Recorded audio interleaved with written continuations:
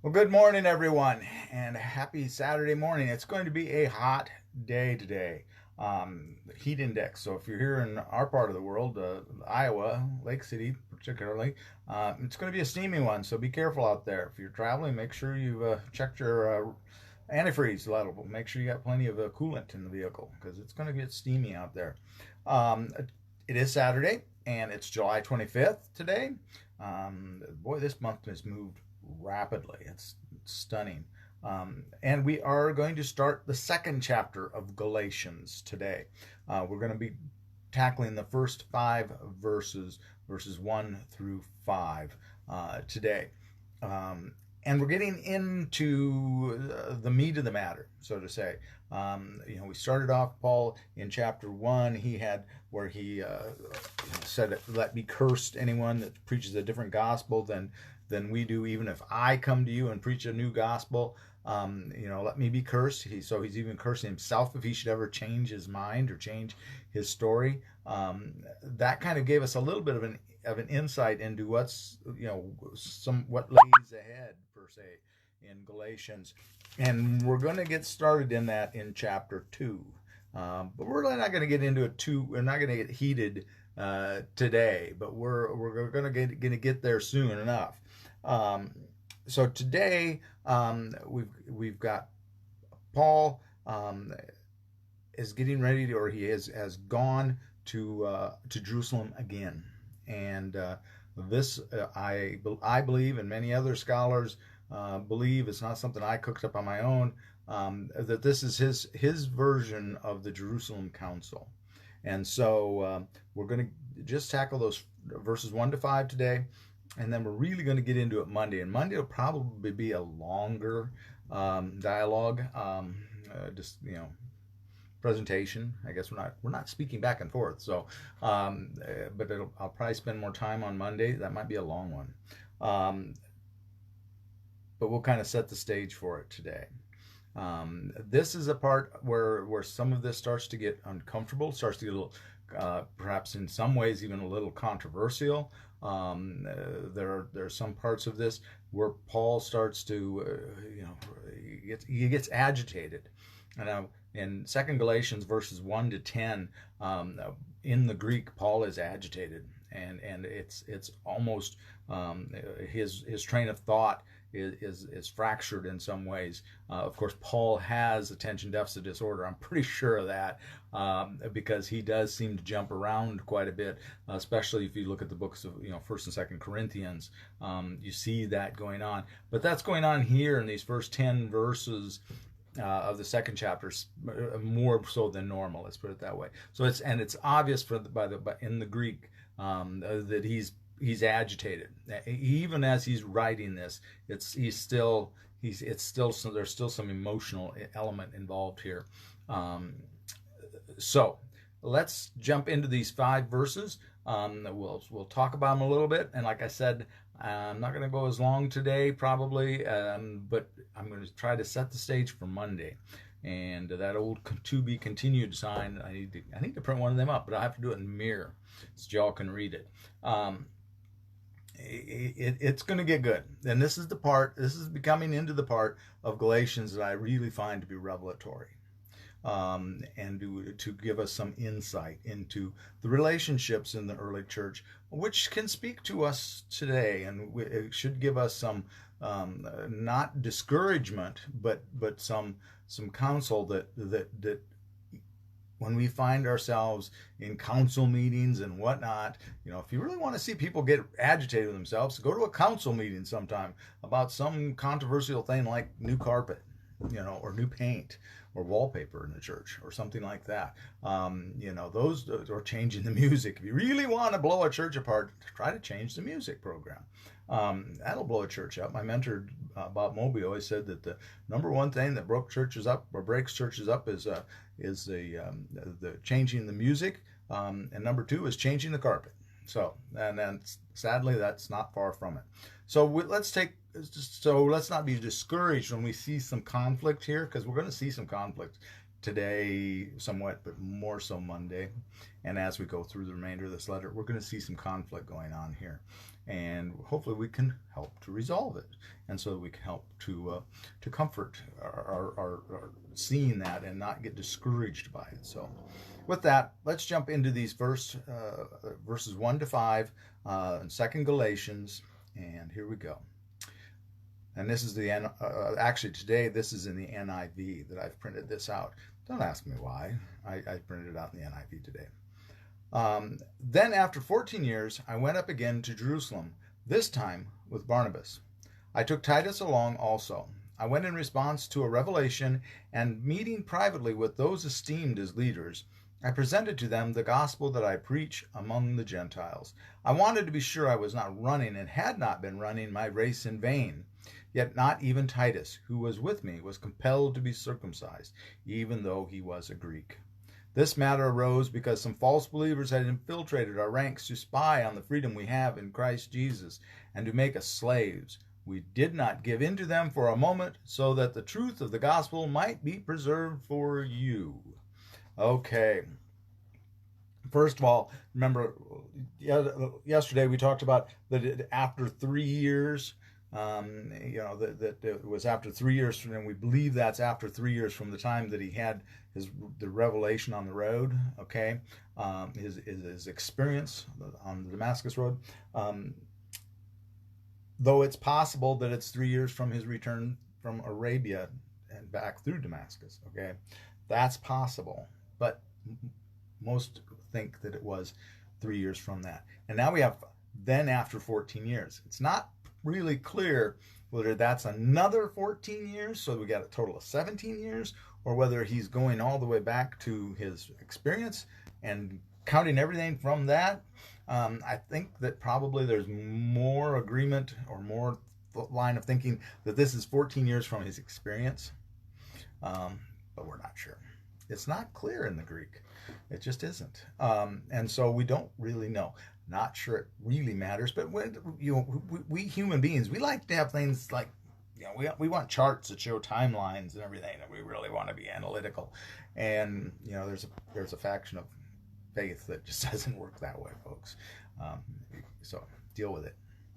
But anyway, he went up to Jerusalem again, and this time with Barnabas and Titus. And Titus is a Greek. Barnabas, some think that we look at Acts, Barnabas may have been Paul's mentor, and he was probably a Levite, it sounds like. So he's a Jew, a Jewish Christian. So there's no rub here with what's going on there. But Titus is Greek, and he comes along with them, and he went in response to a revelation. And of course, that could be a revelation, or it could be that an uncovering, that means. So the question is he going because of an uncovering tied to those people that had infiltrated the ranks below? I don't know. Let's talk about it when we get to that part. It's possible. Or it could be possible he's talking about the experience he had on the road, and I went in response to, but you would think he would have said more of a divine revelation or something more grandiose than just a revelation. But he went and met privately with those esteemed as leaders. Now Monday we're going to talk more about those leaders, and get ready. He presented them his teachings. This is what he's teaching. This is the gospel. Remember back there, chapter 1, where he's talking about, cursed if you teach a different gospel. He's telling them what he's teaching, and that's that stuff that he's teaching back there. That if you teach something different or if I teach something different, let me be cursed. Obviously, Paul's pretty firm and adamant and ardent, and he's 100% in, as they say. He's all in on what he's teaching. And he wants to be sure that he's not running in race in vain. He wants to make sure and of course there's a little bit of, I think, of him. He's balancing in this first 10 verses. He's balancing the conflict, his sternness and his, at the same time, in some ways, not a lot, conceding to the Jerusalem teachers. He wants their blessing, of for what he's doing, but he's not about to change his mind about what he's doing at the same time. I think there, when we see that we let's take a little bit of life application out of this verse. He wanted to be sure he was not running in vain, running the race in vain, is teaching about the gospel. We need to do that too. We really need to pick up that book, the good book, the Bibles, and we need to stay in that Bible so we make sure that what we're teaching isn't in contradiction to what Christ wants us to be teaching. So we need to stay in the race on the right track. Okay, so we have to be careful with that. And now in verse 3, we start to see a little crack about what is going on here. Yet not even Titus, remember, he's a Greek.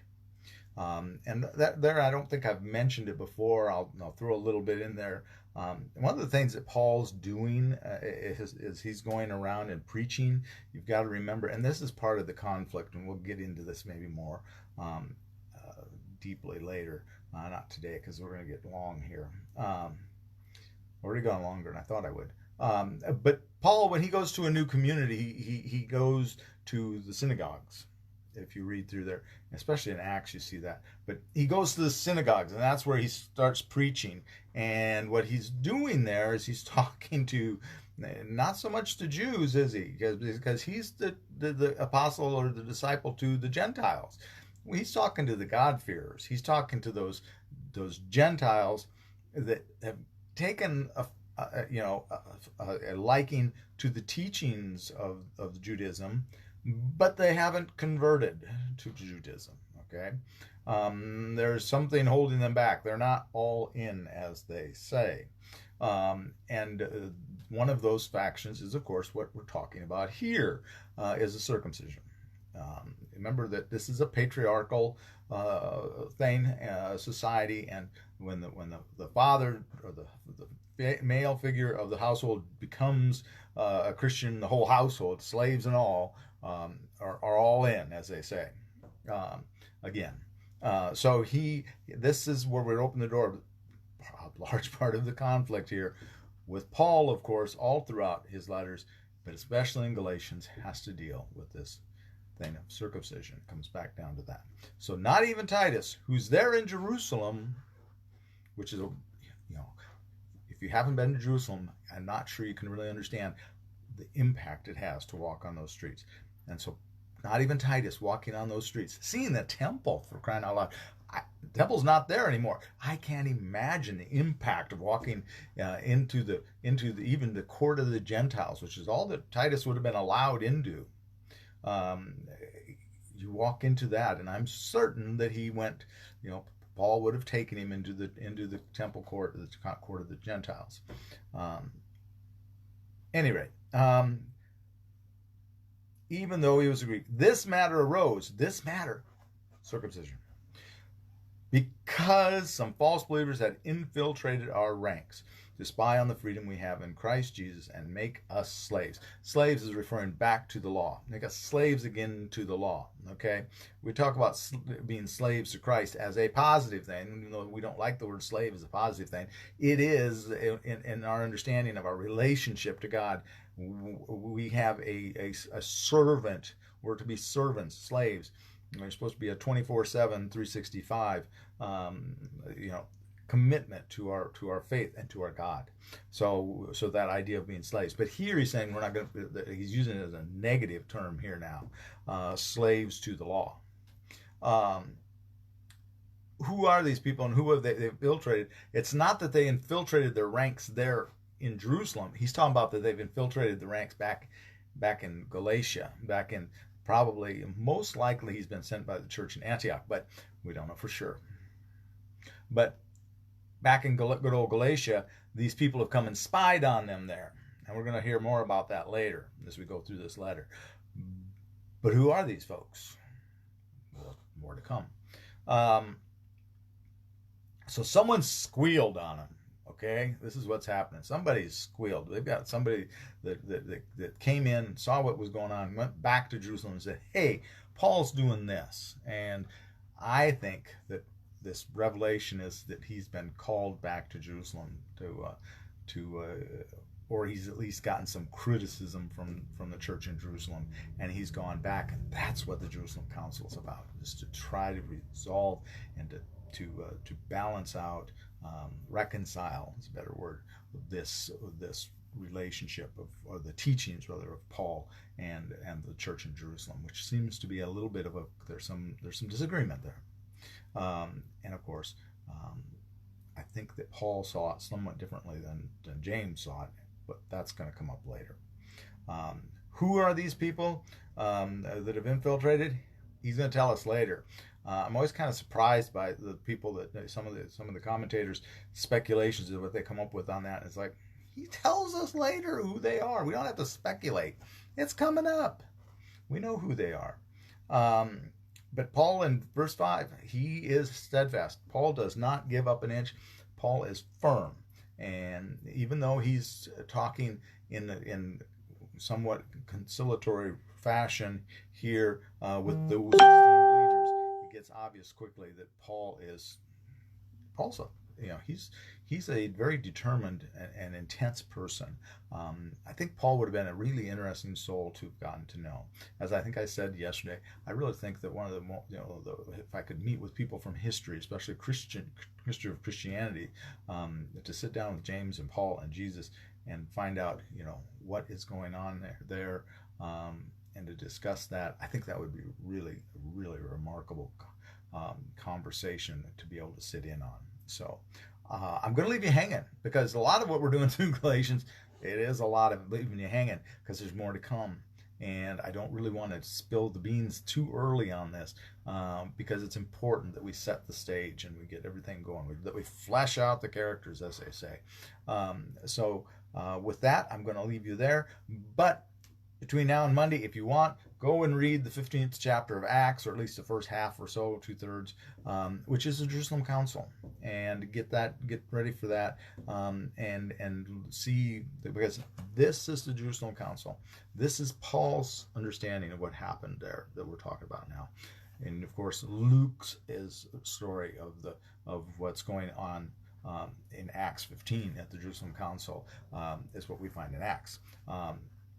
And remember this, and bear in mind, Luke, the author of Luke and Acts, is a peacemaker. So I love him. I love Acts. I love the Gospel of Luke, because he's a peacemaker. He's trying to reconcile people. And I think that's really the heart of God, is to reconcile, to bring these understandings together. And that's what I love so much about Luke. I think he tries, and I think he does it, by golly. And that's a true blessing. So that's why I love Luke. So with that, hopefully we'll see you tomorrow morning. 10 o'clock is a live stream. And if you can't come to 10 o'clock to see it, or if you can't get to church tomorrow at 10 o'clock, we'll probably be, given the weather, we're going to be in the sanctuary. It's going to be way too hot in the morning to be out in the lawn, unfortunately. So we'll be in the sanctuary, air conditioning cranked up. We'll be good. But otherwise, please check in later, because this will be online. It'll be archived online, the live stream. And otherwise, come back Monday morning, 9 o'clock, and we'll pick up from where we left off here.